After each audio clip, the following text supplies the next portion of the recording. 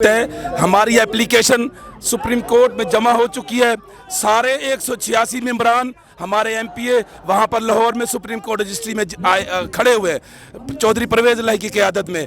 इंशाल्लाह कुछ लोगों की बात है ये ज़िबा हो जाएंगे, इनको इंशाल्लाह छुपने के लिए कोई जगह नहीं मिलेंगी, रोडों पे इनको घसीट के लटकाएंगे चौकों पे। इंशाल्लाह इन्होंने हमारा साथ जुल्म किया है, आज इन्होंने हमारा वोट चोरी करने की कोशिश की है।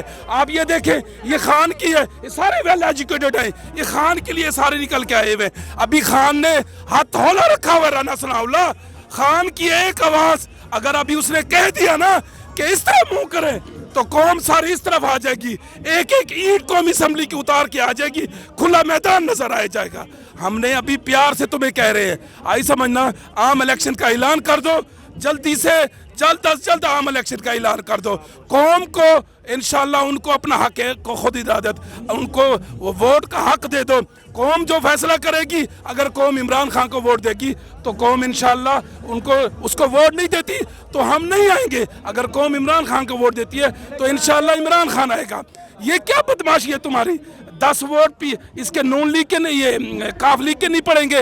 100 हमारे 100 पीटीआई के 176, 10 उनके 186 हो गए। ये दोस्त मोहम्मद मज़ारी जो है ना, ये मुझे जो लगता है ना, ये अरबों में बिका है, ये चोर का बच्चा ना, ये चोर का बच्चा अरबों में बिका है इंशाल्लाह।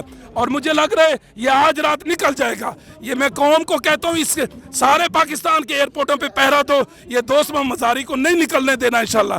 ये अरबों में बिका है हरामी, ये चोर का बच्चा, इसने हमें कौम को देखिए हमारी नींदें हराम कर दी हैं। ये मेरी माएँ बहनें, ये बच्चे, ये सारे जाग के खड़े हुए पहरा दे रहे हैं हम यहाँ पर। खान ने कह दिया है कि आपने पुरअमन रहना है, सारे पुरअमन खड़े हुए हैं, कोई किसी किस्म की कोई तोड़ फोड़ नहीं है, कोई वायलेशन नहीं हो रही, बस खान की काल के इंतज़ार है।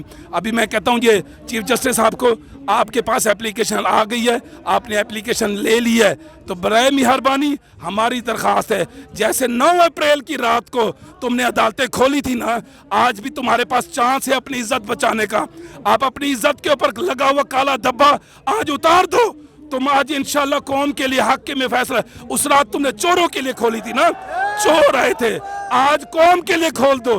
कौम तुम्हारी इंशाल्लाह वो 9 अप्रैल वाली गलती को माफ कर देगी और इंशाल्लाह हम तुम्हारी कदर करेंगे। अगर आज भी तुमने उन चोरों का साथ दिया, अगर चोरों की तुमने बात मानी, चोरों के लिए तुमने आज भी आए इंसाफ की विंडो खोली, तो इंशाल्लाह कौम तुम्हें कभी नहीं माफ करेगी। ये जो श्रीलंका कहती है ना, श्रीलंका वाला, ये अभी हुआ ना, ये उससे भी बहुत बड़ा अंजाम बुरा होने वाला है। श्रीलंका में तो सदर और वजीर आज़म था ना, यहाँ जज भी घसीटे जाएंगे, यहाँ ब्यूरोक्रेट्स भी घसीटे जाएंगे, यहाँ वजीर आज़म घसीटा जाएगा।